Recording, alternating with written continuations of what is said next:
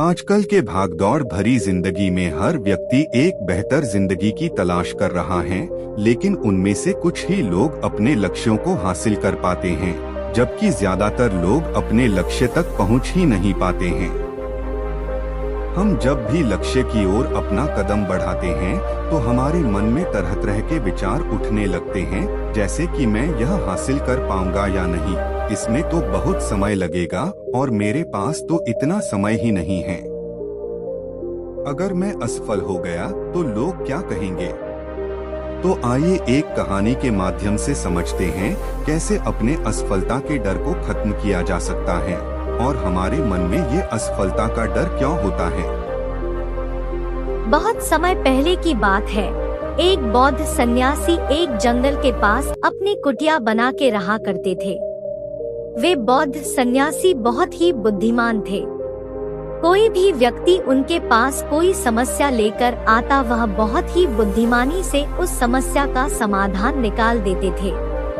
एक दिन वह पास के गांव में भिक्षा मांगने के लिए गए थे और भिक्षा मांगकर वापस लौट रहे थे। रास्ते में उन्हें एक व्यक्ति ने रोक लिया। उस व्यक्ति ने बोला, मैंने सुना है आप बहुत ही बुद्धिमानी से किसी भी समस्या का समाधान कर देते हैं, लेकिन मुझे तो इस बात पर जरा सा भी विश्वास नहीं है। अगर आप सच में सभी समस्याओं का समाधान कर देते हैं, तो क्या आप मेरे इस जटिल समस्या को सुलझा पाएंगे? मैंने लोगों से आपके बहुत से बुद्धिमानी के किस्से सुन रखे हैं, इसलिए मैं आपसे एक बात जानना चाह रहा हूँ कि हमें किसी भी काम में असफलता की घबराहट क्यों होती है और हम अपने किसी भी लक्ष्य को बिना असफलता के घबराहट के कैसे प्राप्त कर सकते हैं। उस व्यक्ति की इस बात को सुन बौद्ध सन्यासी मुस्कुराए और बोले, मैं तुम्हारे इस प्रश्न का उत्तर जरूर दूंगा और उसके बाद से तुम्हारी सारी घबराहट भी दूर हो जाएगी, लेकिन इससे पहले तुम्हें मेरी कुटिया तक चलना होगा। वह व्यक्ति उस भिक्षु के बुद्धिमत्ता को परखना चाहता था, इसलिए वह कुटिया तक जाने के लिए तैयार हो गया। उसके बाद वह बौद्ध सन्यासी उस व्यक्ति को जंगल में बने अपने कुटिया तक लाए, लेकिन तब तक शाम हो चुकी थी। वो भोजन करके सो गए। जब वह अगले दिन उठे तब बौद्ध सन्यासी ने उस व्यक्ति से कहा, चलो आज तुम्हें मैं जंगल की सैर करा के लाता हूँ, और वो दोनों जंगल की तरफ निकल पड़े।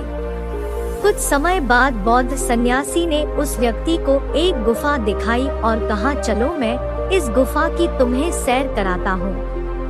लड़के ने कहा, हाँ चलिए, मुझे भी जंगल के इस गुफा को देखने की काफी दिनों से चाहत थी। उसके बाद दोनों गुफा के अंदर चले गए। गुफा के अंदर काफी अंधेरा था, लेकिन कुछ समय बाद चुपके से बौद्ध सन्यासी गुफा से बाहर आ गए और उस गुफा के द्वार को बाहर से बंद कर दिया। उस लड़के ने गुफा के भीतर से बहुत आवाज दी, हे मुनिवर आप कहाँ चले गए? आप मुझे जवाब क्यों नहीं दे रहे हैं? बहुत देर तक कोई जवाब नहीं मिलने पर वह घर बाहर आ गया। घबरा कर गुफा के द्वार की तरफ भागा। जैसे ही गुफा के प्रवेश द्वार पर पहुंचा, हैरान रह गया, यहाँ तो किसी ने गुफा के द्वार को बंद कर दिया है, अब मैं बाहर कैसे निकलूंगा? वह अकेले अकेले उस गुफा में काफी भयभीत हो गया और सोचने लगा कि कहीं उस सन्यासी ने मुझे मारने की योजना तो नहीं बनाई थी, और वह गुफा में इधर उधर घूमकर बाहर निकलने का रास्ता ढूंढने लगा। वह गुफा में काफी देर तक इधर उधर भटकता रहा, लेकिन उसे बाहर निकलने का कोई रास्ता नहीं मिला। साथ ही अब उसे जोरों की भूख और प्यास भी लग रही थी, इसलिए वह शांत होकर एक जगह बैठ गया। तभी एक सुरंग से उसे सूर्य की रोशनी आती हुई दिखाई दी, पर उस रोशनी आ रही सुरंग तक पहुंचना बहुत ही कठिन था। उस सुरंग के चारों तरफ अंधेरा ही अंधेरा था और वह काफी ऊंचाई पर भी थी। फिर भी वह तुरंत उठा और अपनी भूख प्यास को भूलकर अपना सारा ध्यान उस गुफा से बाहर निकलने में लगा दिया। काफी मेहनत और प्रयास करने के बाद वह सूर्य की रोशनी आने वाली सुरंग तक पहुंच गया। काफी देर तक वह सुरंग में ऊपर चढ़ता गया। तभी अचानक उसे वह सन्यासी हाथ आगे बढ़ाते हुए दिखा। वह लड़का झट से उस सन्यासी का हाथ पकड़ बाहर आ गया और बाहर आते ही उस सन्यासी पर गुस्सा करते हुए कहा, आप मुझे इस अंधेरी गुफा में छोड़कर अकेले क्यों आ गए?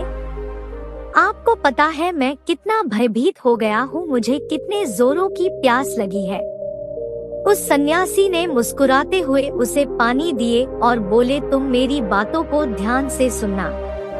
तुम उस गुफा से बाहर सिर्फ 2 कारणों से निकल पाए हो। पहला कारण तुम्हें जोरों की भूख और प्यास लगी थी और दूसरा कारण तुम्हें वहाँ घुटन महसूस हो रही थी क्योंकि तुम्हें अपने दोस्तों और परिवार वालों के साथ रहने की आदत पड़ गई है। इसके अलावा और 2 मुख्य कारण हैं जिसके कारण तुम इस गुफा से बाहर निकल पाए हो।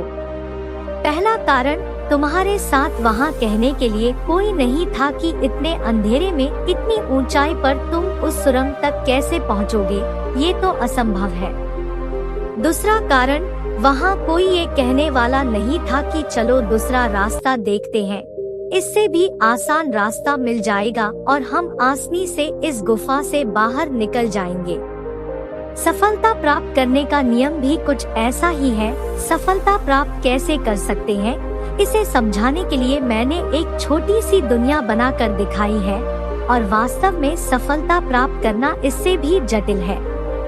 जब आप किसी लक्ष्य को पूरा करने जाते हैं तो सलाह देने के लिए बहुत से फालतू लोग मिल जाते हैं जो खुद तो कुछ कर नहीं पाए और हमें ज्ञान देते हैं, ये मत करो वो मत करो, तुमसे ये ना हो पाएगा, इससे अच्छा तो तुम वो काम कर लो। ऐसे ही वो हमारे दिमाग को भटका कर चले जाते हैं और हमें खुद पर संदेह होने लगाता है, हमारा आत्मविश्वास डगमगा जाता है। सफलता न मिलने का एक कारण ये भी है, सफलता पाने की प्रक्रिया थोड़ी लंबी होती है और हमारा मन घंटों घंटों में बदल जाता है, तो लक्ष्य को प्राप्त करने में सालों साल लग जाता है। ऐसे में हमारा मन कैसे नहीं बदलेगा? जब हमारा मन बदल जाता है तो हम उस रास्ते को छोड़ अलग अलग रास्ते अपनाने लगते हैं।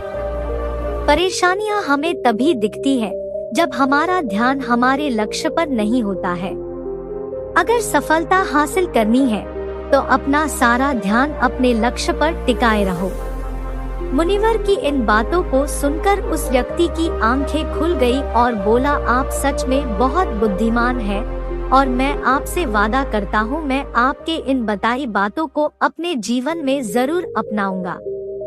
उम्मीद करते हैं आपको हमारी मोटिवेशनल हिंदी स्टोरी सफलता पाने के लिए असफलता से न डरे पसंद आई होगी।